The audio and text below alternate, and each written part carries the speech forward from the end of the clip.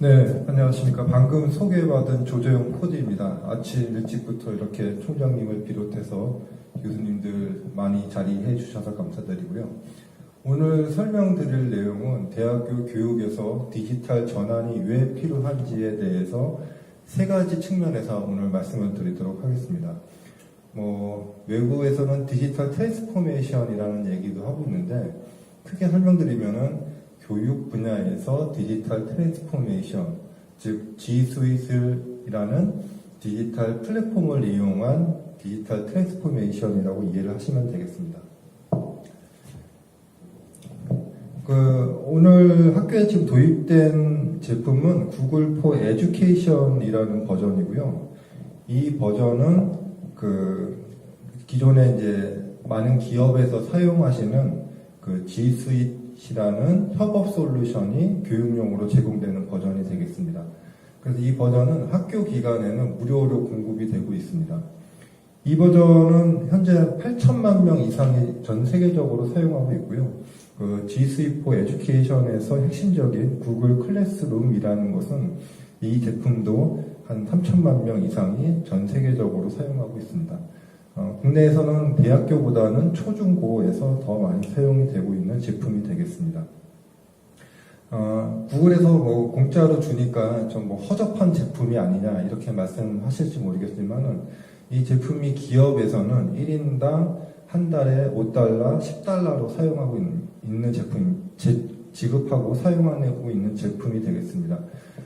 이 비즈니스 버전 같은 경우에는 1인당 한 달에 $10니까 1년이면 $120가 되겠죠. 그래서 한 우리나라 돈으로 따지면 13만 원 정도를 기업에서는 1인당 내고 있고요. 이 버전 그대로를 사용하실 수 있는 버전이 되겠습니다.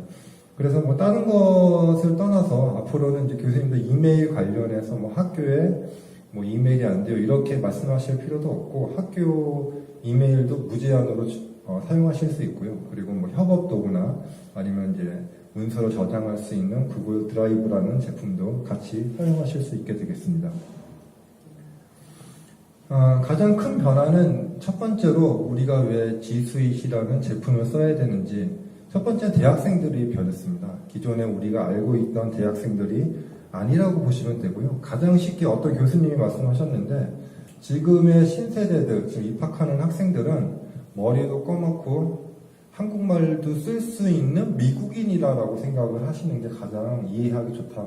지금 우리하고는 생활 패턴이나 사고 방식 자체가 완전히 다른 사람이라고 이해를 하는 게 좋다라고까지 말씀하신 분도 계십니다. BTS를 잘 모르시는 교수님도 계시겠지만은 BTS의 성공 비결 중에 가장 큰 것은 이런 디지털 세대에서 자라난 사람들하고 소통을 원활하게 했다는 것입니다. 그렇기 때문에 오히려 많은 사람들이 잘 모르는 경우도 있지만은 학생들, 젊은 층에서는 더 많이 호응이 되고 이해가 되는 그런 층이라고 이해를 하시면 되겠습니다. IT 발전에 따라서 많은 학생들이 사실은 이런 디지털 기기를 잘 사용을 하고 있고요. 웃긴 얘기로는 뱃속에서부터 디지털 교육을 받았다 이런 얘기가까지 있을 정도로 디지털이 아주 익숙한 친구들입니다. 이 친구들은 소통하는 방식도 기존에 우리가 문자나 음성보다는 SNS를 통해서 진행을 할 수가 있고요. 어떤 디지털 기기나 아니면 소프트웨어를 주더라도 아무런 설명이 없이도 그 친구들은 다 사용하실 수 있습니다. 여기 계신 교수님들이야 교육도 해드리고 해야 되지만은 이런 친구들은 아주 익숙한 세대라고 이해를 하시면 되겠습니다. 학생들은 디지털에 이렇게 익숙한데 우리 학교에서 얼마나 디지털에 대해서 준비를 하고 계신지 한번 생각을 해야 됩니다. 즉 고객은 디지털을 원하는데 학교에서는 아날로그를 고수하면 안 되겠죠. 그래서 20년 전의 학교 방식이 아니고 새로운 세대에 맞는 그런 디지털을 준비를 해야 된다고 생각이 됩니다.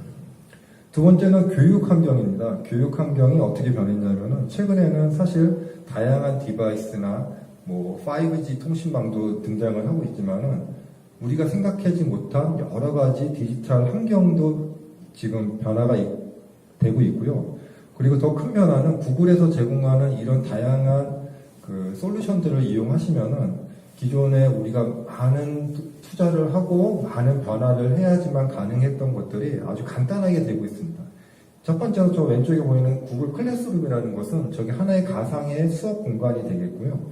두 번째로 코스킷이라고 하는 것은 여기에서 우리가 LMS 시스템 같이 학생한테 성적을 부여를 하고 할 수 있는 그런 오픈소스형 소프트웨어입니다. 맨 마지막에 코스 빌더 같은 경우에는 뭐 edX나 코세라처럼 우리가 오픈 코스를 운영할 수 있는 그런 솔루션인데 다 무료로 제공을 하고 있습니다.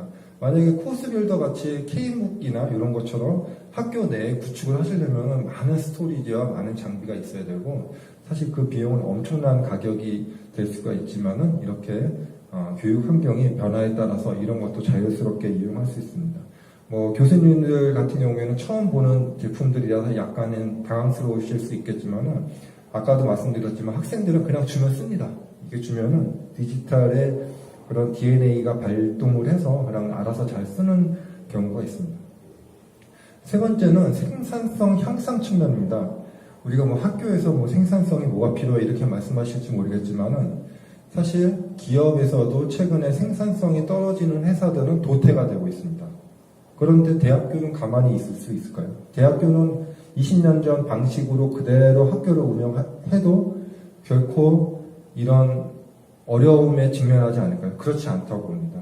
교직원이나 교수님들도 그런 학습 환경이나 아니면 업무 환경을 생산성을 올리기 위해서 노력을 하셔야 될 때라고 생각이 듭니다.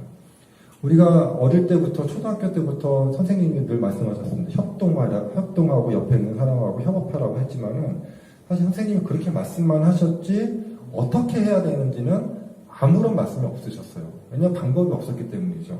그래서 우리는 늘 경쟁이라는 환경 속에서 옆에 사람이나 옆에 친구랑 경쟁을 해야 됐고 협동이나 협업보다는 경쟁 체제가 우선이 되었습니다. 하지만 시대가 바뀌었고 이제는 우리가 같이 협동이나 협업을 해야 됩니다. 왜냐하면 우리가 이제는 다른 회사가 아니고 바로 AI에 우리가 이기기 위해서는 같이 이렇게 협업을 해야 되는 환경이 필요한 시대입니다.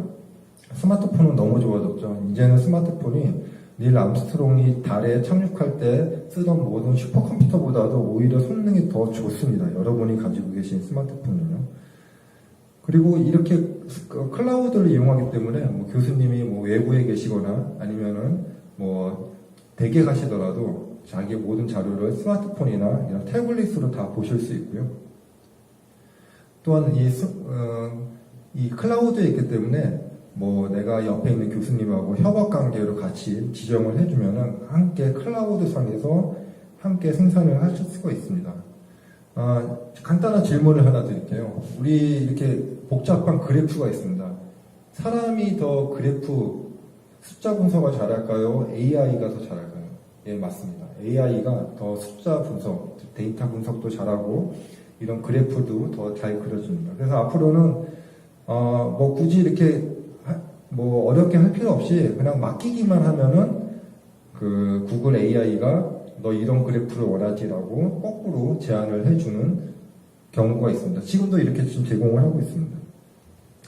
우리가 그 많은 컨설팅 업체에서 조사를 해보니 우리가 일주일에 40시간 중에서 많은 시간은 우리가 쓸데없는데 지금 낭비를 하고 있다는 거죠.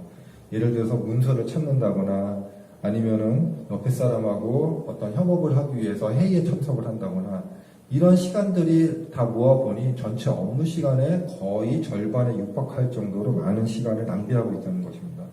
그래서 이런 시간을 잘 활용을 한다면은 학교의 생산성도 당연히 올라갈 것이고요. 학생들이 굳이 학교 학생과나 교무팀에 전화해서 물어볼 필요가 없겠죠. 이렇게 정리가 잘 되어 있고 지식이 축적이 되어 있으면 학생들도 사실은 전화할 필요가 없을 거라 생각됩니다.